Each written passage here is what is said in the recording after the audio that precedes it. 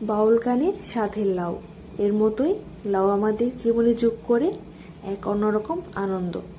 Welcome back to my channel Jhatpat Ranna. আমি আপনাদের সাথে চিংড়ি দিয়ে লাউ রেসিপি শেয়ার করব। আমি লাউ কেটে নিয়েছি, তারপর নিয়েছি চিংড়ি, তারপর নিয়েছি হলুদের গুঁড়া, মরিচের গুঁড়া,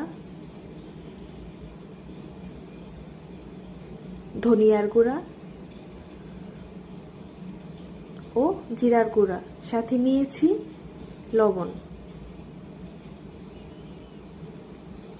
তারপর দিয়ে নিয়েছি পেঁয়াজ কুচি,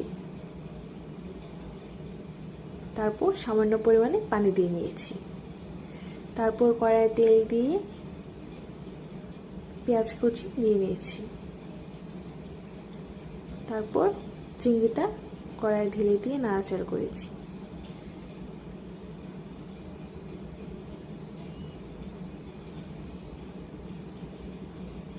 কষিয়ে নিয়েছি।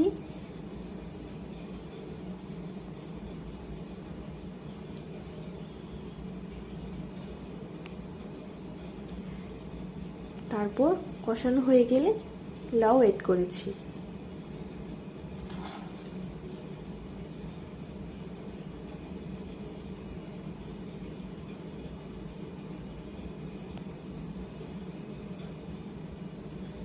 পরিমাণ মতো পানি দিয়ে নিয়েছি।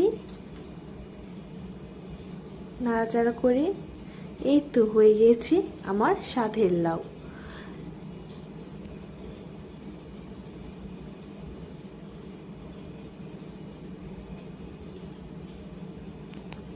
আমার ঝটপট রান্নার ঝটপট রেসিপি, লাউ দিয়ে চিংড়ি মাছের রেসিপি।